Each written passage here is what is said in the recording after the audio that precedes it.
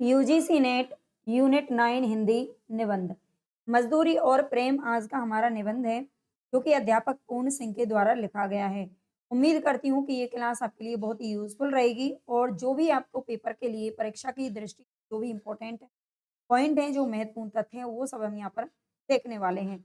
तो पूरी क्लास जरूर देखना बिना स्किप किए और टेलीग्राम चैनल ज्वाइन कर लेना इसकी पीडीएफ के लिए। चलते हैं अपने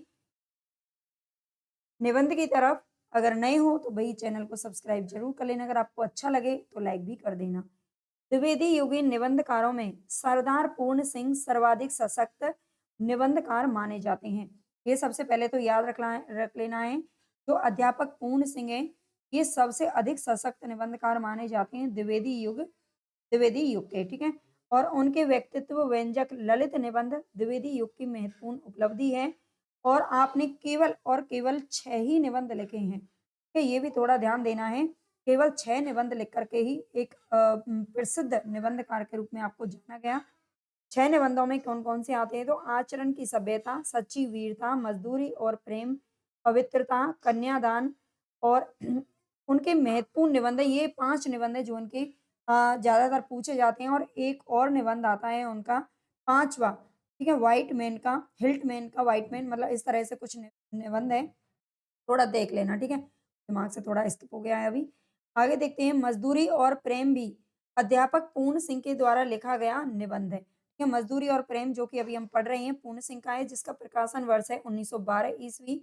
विषय वस्तु की अगर बात करें तो इसके अंदर क्या दिया गया है?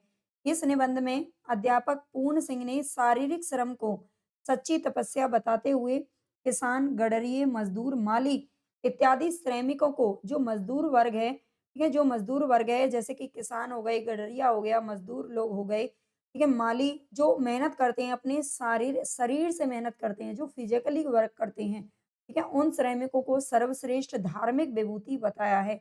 निबंधकार की दृष्टि में दार्शनिकों, कवियों और कलाकारों की तुलना में मेहनतकश मज़दूर श्रेष्ठ हैं। ठीक है, जो कवि या फिर कलाकार या फिर दार्शनिक होते हैं, जो दिमाग का ज़्यादा वर्क करते हैं, जो मेंटली वर्क ज़्यादा करते हैं, उनसे में अधिक किसको श्रेष्ठ मानते हैं लेखक? तो यहाँ पर जो मेहनतकश यानी कि जो शरीर से अपने मेहनत करते हैं, उनको मानते हैं। इस निबंध में 8 शीर्षक हैं। 8 शीर्षक आपको क्रम से याद करने हैं। मोस्ट इम्पोर्टेंट होते हैं यहाँ से एक प्रश्न बन ही जाता है। ठीक है? तो ये क्रम से आप यहाँ पर स्क्रीनशॉट ले लेना, या आप नोट्स बना रहे हो मेरे साथ-साथ में तो नोट्स बनाते हुए चलें। ठीक है? इससे पहले के जितने भी निबंध हैं वो भी मैं आपको करवा चुकी हूँ। तो हल चलाने वाले का जीवन, गडरिये का जीवन, मज़दूर की मज़दूरी, प्रेम मज़दूरी, मज़दूरी और कला, मज़दूरी और फ़कीरी, समाज का पालन करने वाली दूध की धारा, पश्चिमी सभ्यता का एक नया आदर्श। ठीक है? तो ये 4-8 हमारे शीर्षक हो गए और आठों यहाँ पर क्रम से दिए गए हैं। ठीक है? क्रम है, आपको याद रखना है, ये क्रमानुसार ही पूछे जाते हैं। आगे देखते हैं प्रमुख उद्धरण, ठीक है? और अब हम यहाँ पर जो इसके शीर्षक हैं, 8 शीर्षक हैं, शीर्षक वाइज़ इसके महत्वपूर्ण तथ्यों को देखेंगे, है ना? सीधा-सीधा हम निबंध पढ़ते तो आपको शायद कुछ चीज़ें समझ में नहीं आती, और ये भी पूछ लिया जाता है कि ये किस शीर्षक से पंक्तियाँ ली गई हैं, ठीक है? पूछ लिया क्या, बल्कि इसी तरह से प्रश्न ज़्यादातर पूछा जाता है। तो सबसे पहला हमारा आता है हल चलाने वाले का जीवन। हल चलाने वाले और भेड़ चराने वाले प्राय स्वभाव से ही साधु होते हैं, पहले क्वेश्चन पूछा जा चुका है। कि हल चलाने जो लेखक हैं उन्होंने स्वभाव से ही साधु किसे बताया है? तो हल चलाने वाले और भेड़ चराने वाले को बताया है। हल चलाने वाले अपने शरीर का हवन किया करते हैं, खेत उनकी हवनशाला है। ठीक है? हल चलाने वाले को क्या बोलते हैं? किसान। और किसान कहाँ काम करता है? खेतों में। और वो अपने शरीर का हवन किया करते हैं। उनके हवन कुंड की ज्वाला की किरणें चावल के लंबे और सफेद दानों के रूप में निकलती है। ठीक है? तो ये किसानों के बारे में किसने कहा है? लेखक ने कहा है। आगे कहते हैं, मैं जब कभी अनार के फूल और फल देखता हूँ, तब मुझे बाग के माली का रुधिर याद आता है। ठीक है? अनार के फूल और फल, अनार का फूल कैसा होता है? बिल्कुल लाल रंग का होता है। फल आप जानते ही हैं, अनार लाल रंग का होता है ना? लाल बिल्कुल खून जैसा। ठीक है? तो कहते हैं लेखक कि मुझे माली का रुधिर, रुधिर यानी कि रक्त खून याद आता है। आगे कहते हैं, किसान मुझे अन्न में, फूल में, फल में आहुति देता हुआ सा दिखाई देता है। ठीक है? मतलब लेखक के मन में जो मज़दूर वर्ग है उनके लिए कितना सम्मान है ना? इस इन पंक्तियों से हमें पता चलता है। किसान मुझे अन्न में, फूल में, फल में आहुति देता हुआ सा दिखाई देता है। ये सभी पंक्तियाँ क्रम से दी गई हैं और क्रम से ही आपको मतलब क्रम भी इनका कभी-कभी पूछ लिया जाता है पंक्तियों का, तो इसी तरह से आपको याद रख लेना है। बाकी किस शीर्षक से पंक्ति ली गई है, इस तरह से भी प्रश्न बनता है। खेती उसके ईश्वरी प्रेम का केंद्र है, ठीक है? ईश्वरी प्रेम का केंद्र क्या है? खेती है, वो ईश्वर से नहीं बल्कि अपनी खेती से प्यार करता है। कौन? किसान जो होता है। वृक्षों की तरह उसका भी जीवन एक प्रकार का मौन जीवन है। जैसे वृक्ष हमेशा मौन खड़े रहते हैं, वैसे ही उसका भी जीवन, किसान का जीवन भी कैसा है? मौन जीवन है। नयनों की भाषा में यह प्रार्थना करता है, ठीक है? नयनों की भाषा में ये क्या करता है? प्रार्थना करता है। आगे कहती है कि दया, वीरता और प्रेम जैसा इन किसानों में देखा जाता है, अन्यत्र मिलने का नहीं है। कि दया, वीरता और प्रेम जैसा किसानों में देखने को मिलता है, वैसा कहीं दूसरी जगह देखने को नहीं मिलता है। क्या दया सबसे ज़्यादा किसानों में और वीरता भी होती है, वीरता का गुण होता है धूप, गर्मी, सर्दी, बरसात समय अपने खेतों में लगे रहते हैं, ठीक है? और प्रेम भी इनके जैसा कोई नहीं कर सकता। आगे कहते हैं गुरु नानक जी ने ठीक कहा है। लेखक की ने एक पंक्ति यहाँ पर गुरु नानक जी की रखी है और कहा है कि गुरु नानक ने ठीक ही कहा है, भोले भाव मिले रघुराई, भोले भाले किसानों को ईश्वर अपने खुले दीदार का दर्शन देता है। क्या भोले भाव मिले रघुराई यानी कि भगवान के दर्शन भी किसको होते हैं? भोले भाले लोगों को होते हैं, उनको ही वो मिलते हैं। तो भोले भाले किसानों को ईश्वर अपने क्या करता है? खुले दीदार का दर्शन देता है, ऐसा गुरु नानक ने कहा था और ये पंक्ति लेखक ने यहाँ पर रखी है। आगे किसानों को आगे क्या कहते हैं लेखक कि ये प्रकृति के जवान साधु हैं, कि ये प्रकृति के क्या हैं? जवान साधु हैं, ये पंक्ति पूजी जा चुकी है। आगे कहते हैं कि जब कभी मैं इन बेमुकुट के गोपाल का दर्शन करती हूँ, गोपाल किसे कहते हैं? गऊ का पालन करने वाले, ठीक है? गऊ का पालन करने वाले को क्या कहते हैं? गोपाल कहा जाता है और गोपाल आप जानते हैं कृष्ण कन्हैया को इसीलिए गोपाल कहते हैं और बेमुकुट है यानी कि इनके सिर पर तो मुकुट नहीं है, इस सिर पर मुकुट नहीं है, बेमुकुट के गोपाल का दर्शन जब मैं करता हूँ, तो मेरा सिर स्वयं ही झुक जाता है। क्या तो कितना ये किसानों के लिए यहाँ पर किसानों या मज़दूरों के लिए जो इज़्ज़त है ना, जो सम्मान है, लेखक के मन में यहाँ पर प्रस्तुत होता है। दूसरा जो हमारी दूसरा शीर्षक है, वो है गडरिये का जीवन। तो गडरिये के जीवन में क्या कहती हैं, वह निरोगता की पवित्र मदिरा से मस्त हो रहा है। वह निरोगता की पवित्र मदिरा से क्या हो रहा है? मस्त हो रहा है। ये गडरिये के लिए क्या कहते हैं? लेखक ने कहा है, ये पूछा जाता है कि ये किसके लिए कहा गया है? तो ये गडरिये के लिए कहा गया है। आगे कहते हैं कि बाल उसके सारे सफ़ेद हैं और क्यों ना सफ़ेद हों, सफ़ेद भेड़ों का मालिक जो ठहरा, है ना? सफ़ेद भेड़ों का मालिक जो ठहरा, परंतु उसके कपोलों से लाली फूट रही है। बर्फानी देशों में वह मानो विष्णु के समान क्षीर सागर में लेटा हुआ है। तो ये गर्रिये का यहाँ पर क्या किया गया है? वर्णन किया गया है। आगे कहते हैं मकान इनका बेमकान है, घर इनका बेघर है। ये लोग बेनाम और बेपता हैं। ठीक है? बेनाम हैं और बेपता हैं, गर्रिये के लिए कहा गया है। यानी कि अपनी भेड़-बकरियों को चराते-चराते ये ऐसे ही घूमते रहते हैं। इनके पास ना घर है, ना मकान है, ना नाम है और ना ही पता है। आगे कहते हैं जो खुदा को देखना हो तो मैं देखता हूँ तुमको, किसको? गडरिये को, ठीक है? गडरिये के जीवन को गडरिये को यहाँ पर सम्मान देते हुए लेखक कहते हैं कि अगर खुदा को देखना हो तो मैं देखता हूँ तुमको। आगे कहते हैं पशुओं के अज्ञान में गंभीर ज्ञान छिपा हुआ है। पशुओं के अज्ञान में गंभीर ज्ञान छिपा हुआ है। इन लोगों के जीवन में अद्भुत आत्म अनुभव भरा हुआ है। गडरिये के परिवार की प्रेम मजदूरी का मूल्य कौन दे सकता है? क्या गडरिये के परिवार की प्रेम मज़दूर का मूल्य कौन दे सकता है? ये भी लेखक कहते हैं। आगे कहते हैं मज़दूर की मज़दूरी वाला जो शीर्षक है, इससे कुछ पंक्तियाँ ली गई हैं। मज़दूरी का ऋण, ठीक है? मज़दूर की मज़दूरी, मज़दूर चाहे किसी भी वर्ग का हो, किसी भी जाति का हो, ठीक है? अगर वो मज़दूर है तो उसके लिए कहते हैं मज़दूरी का ऋण तो परस्पर की प्रेम सेवा से चुकता होता है, अन्न धन देने से नहीं। वे तो ये दोनों ही ईश्वर के हैं। ठीक है? अन्न और धन क्या हैं? दोनों ही ईश्वर के हैं। हमारे पास हमारा कुछ भी नहीं है। तो हमें उन्हें अगर हमारा कोई मज़दूर हमारे लिए कुछ करता है, ठीक है? मान लीजिए घर बनाने वाला हो या कोई भी हो, तो हमारा उसका जो ऋण है ना, वो किससे चुकता है? हमारी प्रेम सेवा से चुकता है। हम उनसे प्रेम से बोलें, चाहे वो गरीब है, अमीर है, कुछ भी है ना, अमीर लोग तो मज़दूर करेंगे क्यों? तो उनके परस्पर की जो प्रेम सेवा होती है ना, उससे उनका ऋण ऋण चुकाया जा सकता है, धन देने से नहीं, अन्न देने से नहीं चुकता है। आगे कहते हैं शब्दों से तो प्रार्थना हुआ नहीं करती। ईश्वर तो कुछ ऐसी ही मूक प्रार्थनाएँ सुनता है और तत्काल सुनता है। ये शब्दों से प्रार्थना नहीं होती है, ईश्वर तो कुछ ऐसी ही मूक प्रार्थनाएँ सुनता है, मज़दूर की मज़दूरी की प्रार्थना सुनता है, ठीक है? आगे प्रेम मज़दूरी जो शीर्षक है, वहाँ से क्या है? यंत्रों की सहायता से बने फोटो निर्जीव से प्रतीत होते हैं उनमें और हाथ के चित्रों में उतना ही भेद है जितना कि बस्ती और शमशान में। ये यंत्रों की यानी मशीनों से जो फ़ोटो वग़ैरह बनाई जाती हैं, जो चित्र बनाए जाते हैं, वो हमेशा निर्जीव से ही प्रतीत होते हैं। लेकिन हाथ के चित्र, है ना, हाथों की प्रेम मज़दूरी, उनमें प्रेम होता है कहीं न कहीं, ये लेखक का कहना है। ये जो हस्तशिल्प होते हैं, जो हस्तशिल्प कारीगर होते हैं या फिर वो लोग अपने हाथों से कुछ बनाते हैं, तो उसमें बहुत ज़्यादा अंतर होता है, ठीक है?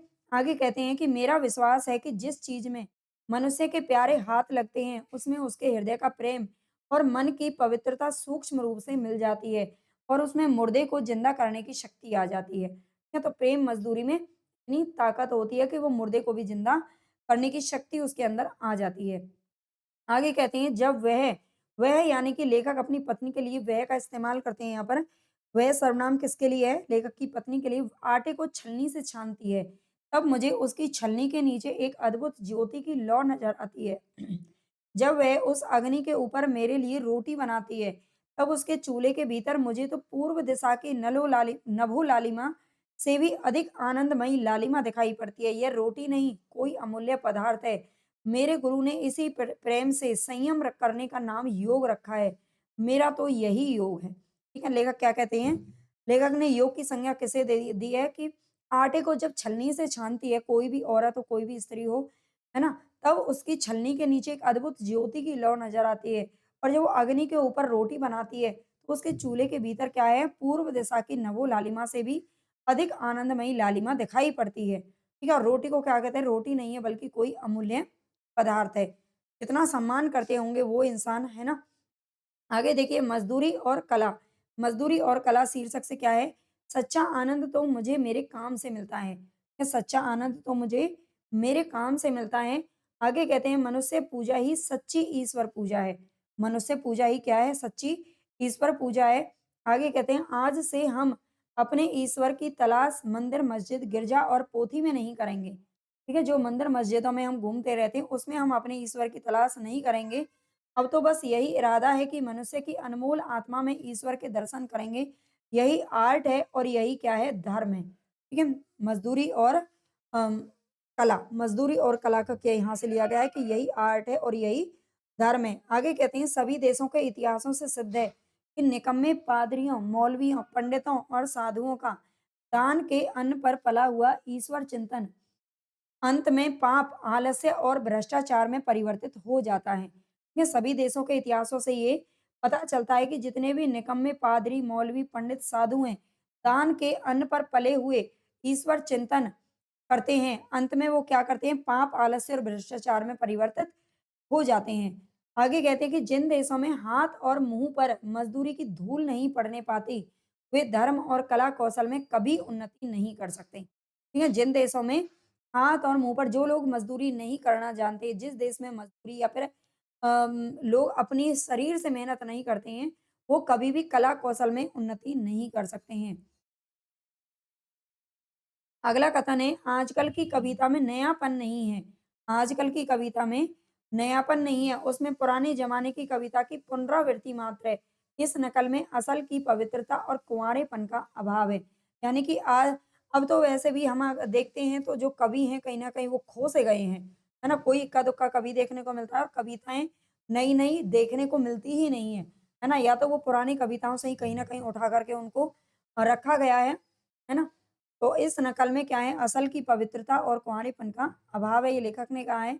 आगे कहते हैं कि यह नया इतिहास मज़दूरों के हृदय से निकलेगा। ठीक है? ये जो नया साहित्य है, ये मज़दूरों के हृदय से निकलेगा। उन मज़दूरों के कंठ से ये नई कविता निकलेगी, जो अपने जीवन आनंद के साथ खेत की मेड़ों का, कपड़े के तागों का, जूते के टाँकों का, लकड़ी की रंगों का, पत्थर की नसों का भेदभाव दूर करेंगे। ये जिन बच्चों ने जो बचपन से ही कहीं न कहीं मज़दूरी के साथ पले-बड़े हों, है ना? जो मज़दूरों ने को जिन्होंने काम करते देखा हो या जिन्होंने ये चीज़ें महसूस की हों, वही एक अच्छा कवि बन सकता है, ऐसा लेखक कहते हैं। आगे कहते हैं चरखा कातने वाली स्त्रियों के गीत संसार के सभी देशों के कौमी गीत होंगे। मज़दूरों की मज़दूरी ही यथार्थ पूजा होगी। कला रूपी धर्म की तभी वृद्धि हो सकेगी। अगला हमारा शीर्षक आता है यहाँ पर मजदूरी और फकीरी। मजदूरी और फकीरी से पंक्तियाँ ली गई हैं। जीवन के नियम नहीं पलटते, वे सदा एक से ही रहते हैं, परंतु मजदूरी करने से मनुष्य को एक नया और ताजा खुदा नजर आने लगता है। ये जीवन के नियम कभी नहीं पलटते हैं, वे सदा एक से रहते हैं। ये पंक्तियां किस शीर्षक से ली गई हैं तो आपको याद रखना है, मजदूरी और फकीरी। परंतु मजदूरी करने से मनुष्य को एक नया और ताजा खुदा नजर आने लगता है। आगे, मजदूरी तो मनुष्य के समष्टि रूप का परिणाम है। आमा रूपी धातु के गढ़े हुए सिक्के का नकदी बयाना है, जो मनुष्यों की आत्माओं को खरीदने के वास्ते दिया जाता है। सच्ची मित्रता ही तो सेवा है। उससे मनुष्यों के हृदय पर सच्चा राज्य हो सकता है। जाति पाति, रूप रंग और नाम दाम तथा बाप दादे का नाम पूछे बिना ही अपने आप को किसी के हवाले कर देना प्रेम धर्म का तत्व है। ये किसी के रंग जाति का भेदभाव किए बिना ही आपको क्या करना है, सच्ची मित्रता अगर आप निभा रहे हो किसी के साथ में, तो यही हमारा क्या है, असली प्रेम और असली धर्म होता है। आगे कहते हैं कि आनंद और प्रेम की राजधानी का सिंहासन सदा से प्रेम और मजदूरी के ही कंधों पर रहता आया है। ठीक है, आनंद और प्रेम की राजधानी का जो सिंहासन है, वो सदा से प्रेम और मजदूरी के ही कंधों पर चलता हुआ आया है। आगे है, स्वार्थ का यहाँ भी अभाव है। जब स्वार्थ कोई वस्तु ही नहीं है, तब निष्काम और कामना पूर्ण कर्म करना दोनों ही एक बात हो गई। इसीलिए मजदूरी और फकीरी का अन्योन्याश्रय संबंध है। ठीक है, तो यहाँ पर मजदूरी और फकीरी का क्या बताया है, बहुत ही गहरा संबंध होता है। आगे यहाँ पर ये जो आपको हाईलाइट चीजें दिख रही है ना, यहाँ से मोस्ट इंपॉर्टेंट चीजें थ्री स्टार लगा लीजिए, और ये क्वेश्चन हमेशा ही पूछे जाते हैं। मजदूरी करना जीवन यात्रा का आध्यात्मिक नियम है। कि मजदूरी करने को लेकर क्या कहते हैं, आध्यात्मिक नियम बताते हैं। आगे कहते हैं जॉन, यहाँ पर कुछ नाम आए हैं और वो नाम आपको अच्छे से याद रख लेने हैं। जॉन ऑफ आर्क का नाम आता है। जॉन ऑफ आर्क की फकीरी और भेड़ें चराना। ठीक है, जॉन ऑफ आर्क जो थे, उन्होंने क्या किया था, फकीरी में जीवन बिताया था और भेड़ें चराने का काम किया था। टॉलस्टॉय का त्याग और जूते गाँठना। ठीक है, जूते गाँठने का काम किसने किया था, टॉलस्टॉय ने किया था। इन्हें यानी कि इन महापुरुषों का नाम यहाँ पर इसलिए आया है क्योंकि इन्होंने कभी ना कभी अपने जीवन में जो है मजदूरी की है। उमर खय्याम का प्रसन्नता पूर्वक तंबू सीते फिरना। ठीक है, तंबू आप जानते ही होंगे, तंबू सीने का काम किसने किया था, तो उमर खय्याम ने किया था। खलीफा उमर का अपने रंग महलों में चटाई आदि का बुनने का काम करना, और ब्रह्म ज्ञानी कबीर और रैदास का शूद्र होना। कि ब्रह्म ज्ञानी कबीर और रैदास का शूद्र होना, गुरु नानक और भगवान श्री कृष्ण का पशुओं को लाठी लेकर हाँकना सच्ची फकीरी का अनमोल भूषण है। ठीक है, तो यहाँ पर अनमोल भूषण फकीरी का किसने बताया है, जो ये बड़े बड़े जो महापुरुष जिनको हम आज याद करते हैं पढ़ते हैं जिनके बारे में, उन्होंने भी कभी ना कभी मजदूरी का सहारा लिया है या कभी ना कभी खुद से करके देखा है ना। तो ये हमारे क्या है, सच्चे फ़कीरी का यही अनमोल भूषण है। आगे कहते हैं समाज का अगला जो हमारा शीर्षक है उसमें आता है समाज का पालन करने वाली दूध की धारा। 7वां टॉपिक है हमारा, मज़दूरी करने से हृदय पवित्र होता है। मज़दूरी करने से हृदय क्या होता है, पवित्र होता है। संकल्प दिव्य लोकांतर लोकांतर में विचरते हैं।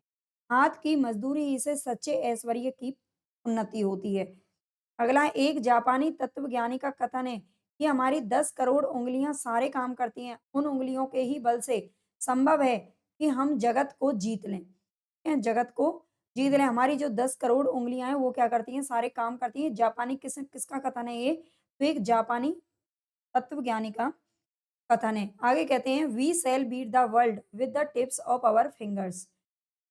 जब तक धन और ऐश्वर्य की जन्मदात्री हाथ की कारीगरी की उन्नति नहीं होती है, तब तक भारतवर्ष की ही क्या, किसी भी देश या जाति की दरिद्रता दूर नहीं हो सकती है।